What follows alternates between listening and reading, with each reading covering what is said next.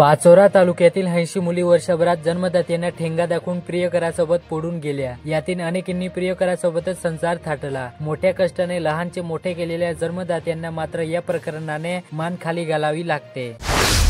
भुईकोट किल्ल्याच्या खोंदकाबाहेर सुदर्शन नगर येथील रहिवाशांनी शेकडोच्या संख्येने मूक मोर्चाद्वारे नगरपालिकेवर धडक देऊन मुख्याधिकारी यांना निवेदन देण्यात आले। त्याचबरोबर खोंदकाबाहेरील व्यापाऱ्यांनीही आपले म्हणणे लेखी स्वरूपात सादर केले। सुदर्शन नगर भागातील गैर व्यापाऱ्यांची व्यावसायिक दुकाने जैसे थे राहू द्यावीत अशी मागणी या निवेदनाद्वारे केली।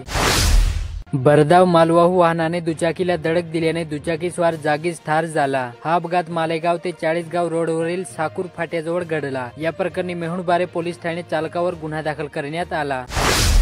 पारोडा येथील NES विद्यालयात 1975 मधील 11वीच्या माजी विद्यार्थ्यांच्या नागेश्वरच्या प्रसन्न वनराईत बोरी नदीच्या काठावर स्नेह मेळावा रंगला। तब्बल 50 वर्षांनी वर्गमित्र एकत्र आले। यावेळी जुन्या आठवणींना उजाळा देण्यात आला। विविध कार्यक्रमाचे आयोजन केले होते। गेल्या 50 वर्षांनंतर अनेक जण पहिल्यांदाच भेटले।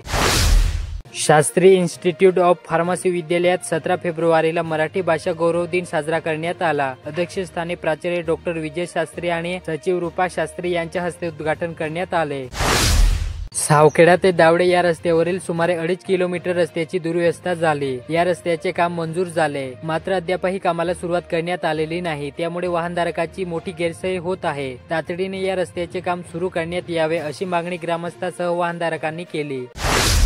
जळगाव शहरातील विविध शाळांमध्ये 27 फेब्रुवारी रोजी मराठी भाषा गौरव दिन साजरा करण्यात आला। यावेळी विद्यार्थ्यांनी विविध कार्यक्रम सादर केले। आनंद यात्री परिवार संस्थेने जागतिक मराठी गौरव दिन निमित्त अभिजात मराठी भाषेचा शोध घेत 2000 वर्षाचा इतिहास कविता व गाण्यातून सादर केला। कवयित्री बहिणाबाई चौधरी उत्तर महाराष्ट्र विद्यापीठ जळगाव समाजकार्य महाविद्यालय चोपडा यांच्या संयुक्त विद्यमाने पर्यावरण संवर्धन व जनजागृती अभियानांतर्गत वैजापूर वन परिक्षेत्रात पर्यावरण संरक्षण व वणवा जनजागृती मोहीम राबवण्यात आली।